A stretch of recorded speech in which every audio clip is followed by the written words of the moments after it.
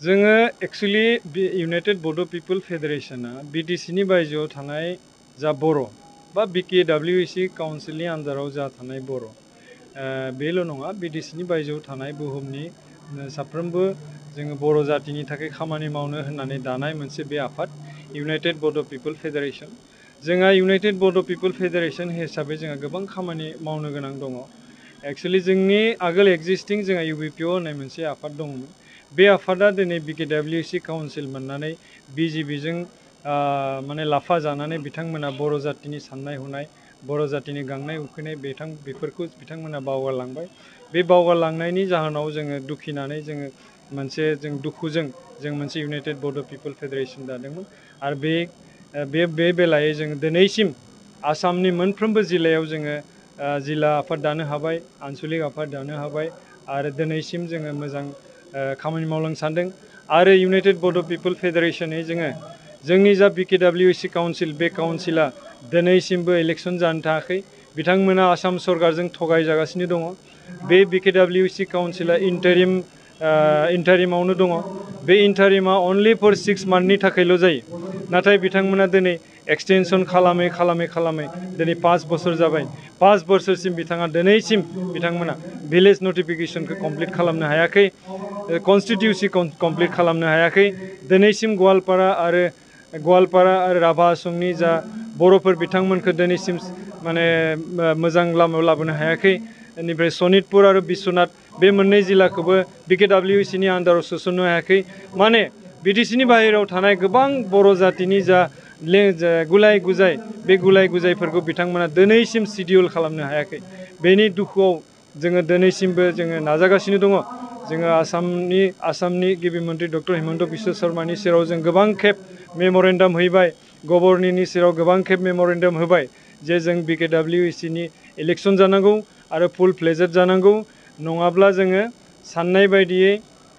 जोंनि साननाय बायदियै जोङो थाखा फैसा फान्ड पलिसि मोननाय नङा। बे खोथाखौ जोङो बारम्बार जोङो गभर्नर आरो आसामनि गिबि मन्थ्रि बिथांमोननिसिम जोङो फोरमायबाय थादों, मेम'रेन्डामनि थ्रुयै खामानि मावगासिनो दङ। जोङो बर'नि मोनसे माहारियारि आफाद हिसाबै जोंहा बे ट्राइबेलनि खोथाखौ जोंहा नायग्रा मोनसे आफाद दंखायो, ट्राइबेल संघ।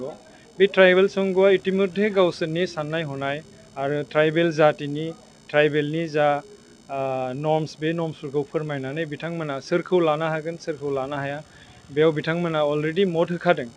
खिन्थु बे बेलायाव ट्राइबेल संघआ जा डिसिसन लायो बे डिसिसनाव जोङो एक्सुवेलि बिथांमोननि जों बादगा थांनो हाया। बिथांमोना जुदि जोंनि साननायनिख्रुइ गाज्रि मावोब्ला, बिथांमोना जुदि गासैखौबो जुदि 6 जनगोष्ठीखौबो जुदि बिथांमोना जुदि ST खालामनो नाजायोब्ला अब्लाना जों बेयाव बिर'ध खालामगोन। दा बेयाव जों बिर'ध दङ। नाथाय दिनैसिम जों नुनो मोन्दों बिथां आदित्य खाख्लारि बिथाङा जों साननाय बायदियैनो बिथाङा बुंबोगासिनो दङ जे 6 जनगोष्ठीया गासैबो ST माने मोननाया गोब्राब दङ। मानो होनब्ला बिथांमोना आहमानो जा कच राजबंसियानो जा बिथांमोना राजा फोलेरनि मानसि आरो बिथांमोना राजा फोलेरनि मानसिया बेबादियाव ट्राइबेल मोननो हानाया गोब्राब। आरो सा जनगोष्ठी T जनगोष्ठी जिहेतु जों गोजोननाय थाबाय। दिनै एक्सुवेलि जोंहा BTCनि बायजोआव थानाय जा इउनाइटेड बड' पिपल फेडारेशन आफाद, बे आफादनि गोदान सायख'जानाय आफादगिरि आरो नेहाथारिजों लोगोसे गासै सोद्रोमाफोरनि समायखिरा लानाय मोनसे हाबाफारि दंमोन।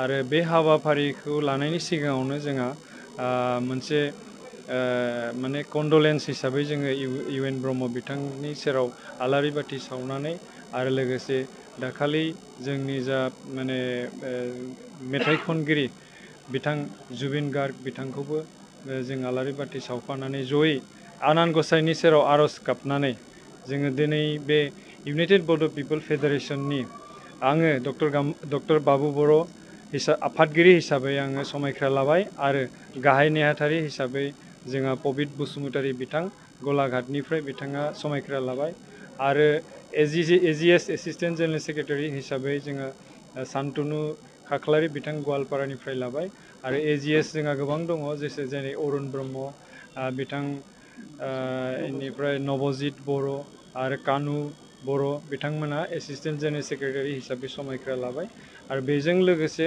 गासैबो जिल्लानि जा सेन्ट्रेल एक्जिकिउटिभ सेन्ट्रेल मेम्बार्स पर्टफलिय' हल्डार्स गासैबो जोङो जयै समायखिरा लाबाय बेवहाय जोंहा बोसोनगिरिबो दिनै गोदानै थिसनजानाय दंमोन बिथांमोनाबो समायखिरा लाबाय लाखांनाया जोंहा जोबनानै थांबाय बेजों लोगोसे इउनाइटेड बड' पिपल फेडारेसन जोंहा ट्राइबेल संघआ जा डिसिसन लायो बे डिसिसनखौ जों नायनानै सालिसारि बिजिरनानै जोङो बेयाव खोथा बुंगोन